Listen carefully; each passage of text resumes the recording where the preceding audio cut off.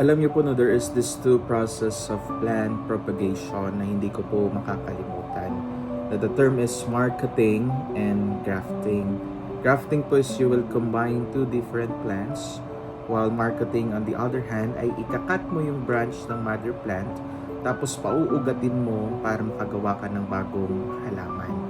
Well, these two terms referred for plant propagation, pero ang ganda po nung pinapakita nito, the concept of being attached to a plant na matibay na rooted na grounded na para tumubo.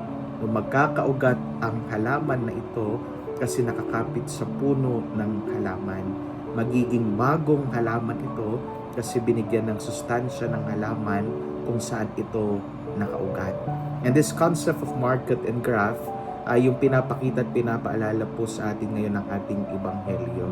It reminds us of our root. Hindi tayo dependent, hindi tayo sufficient dahil may pinanggagalingan, may pinag-uugatan tayo. Jesus is telling, I am the vine and you are the branches. No, alam niyo, ang ganda-ganda lagi po nitong Easter celebration natin. Jesus is always proclaiming I am statements. I am the bread of life. I am the way, the truth, and the life. I am the good shepherd. Tapos ngayon ang sinasabi, I am the vine.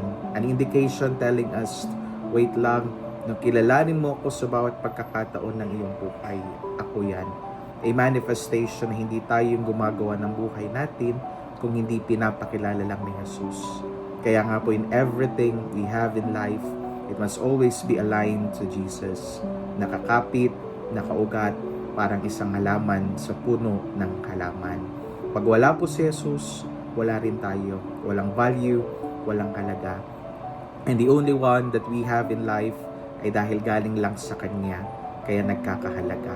Kaya nga alam yung ganda rin po ng ating unang pagbasa, which clearly manifests our liturgy. The first reading speaks of the process of circumcision as a sign of covenant, dugo as a symbol of compact. While sa atin pong liturgy, we could always hear the concept of the vine and the wine. The wine is made out of the fruit of the vine, and this wine becomes the blood of Christ, a symbol of covenant, a compact na nanatili kay Jesus. My dear brothers and sisters in Christ, self-sufficiency and dependency is nothing without our root, Jesus Christ. Kung hindi po tayo mananatili sa Kanya, mawawala ang lahat ng meron tayo. Kaya nga our values would only be seen if we remain to the one who really gives the value. We are being grafted and marketed.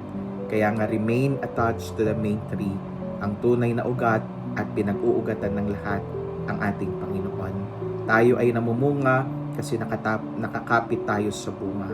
Tayo nagkakaugat kasi si Kristo ay nananatiling tapat.